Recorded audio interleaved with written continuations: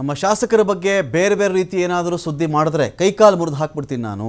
ಶಾಸಕ ರಾಜು ಕಾಗೆ ಎದುರುಗಡೆನೆ ಮಾಧ್ಯಮದವರಿಗೆ ವ್ಯಕ್ತಿಯೊಬ್ಬ ಧಮಕಿ ಹಾಕಿರೋ ಪರಿ.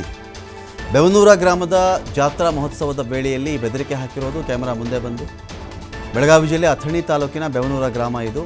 ನಮ್ಮ ಶಾಸಕರ ಬಗ್ಗೆ ಬೇರೆ ಬೇರೆ ಥರ ಸುದ್ದಿ ಏನಾದರೂ ಹಾಕಬೇಕಲ್ಲ, ಮನೆಗೆ ನುಗ್ಗಿ ಕೈಕಾಲು ಮುರಿದು ಹಾಕ್ಬಿಡ್ತೀನಿ ಅಂಥೇಳಿ ಇವನು ಯಾರೋ ಸಂತೋಷ ಚುರಮೂಲೆ ಇವನು ಮಾಧ್ಯಮದವರಿಗೆ ಧಮಕಿ ಹಾಕಿರೋದು.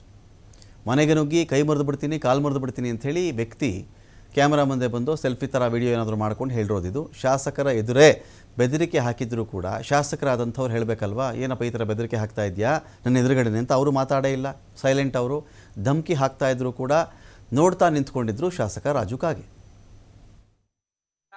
ಬೆಳಗಾವಿ ಜಿಲ್ಲಾ ಕಾಗವಾಡ ತಾಲೂಕಾ ನಮ್ಮ ಜನಪ್ರಿಯ ಶಾಸಕರಾದ ರಾಜು ಕಾಗೆ ಅವರು ನಮ್ಮ ಬೆಂಗಳೂರು ಪಕ್ಷದಲ್ಲಿ ಜಾತ್ರೆಗೆ ಬಂದಿದ್ದಾರೆ.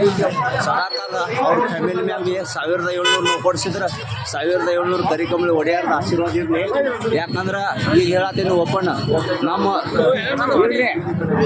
ಕಾಗೆ ಸಾಹೇಬ್ರು ಯಾರ ಮೀಡಿಯಾದವ್ರು ಬೇರೆ ದೃಷ್ಟಿದಾಗ ವೈರಲ್ ಮಾಡ್ರಿ ಅಂದ್ರೆ ಮನೆ ಹೋಗಿ ಕೈಕಾಲು ಮುರಿತೀವ. ಮತ್ತು ಇಲ್ರಿ ಗಪ್ರೆ, ನಮ್ಮ ಕಾಗೆ ಸಾಹೇಬ್ರು ಅಂದ್ರೆ ಪಾಪ ಅವ್ರ ದೇವ್ರ ಗತಿ ಸಿಕ್ಕಾರ ನಮಗೆ ಕಾಂಗ್ರೆಸ್ ಎಮ್.ಎಲ್.ಎ. ಮತ್ತು ಇವ ಬಾಂಬೆದಾಗ ಬಾಂಬೆ ಓಡಿ ಹೋಗ್ಯಾನ. ಅವ್ನು ಏನ್ರ ನೀವು ಬೇರೆದವ್ರು ಏನ್ರ ಪ್ರಾರ್ಥನೆ ಪಟ್ರಿ ಸಿದ್ದರಾಮಯ್ಯ ಸಾಹೇಬ್ರ ಫ್ಯಾಮಿಲಿ ಐತಿ.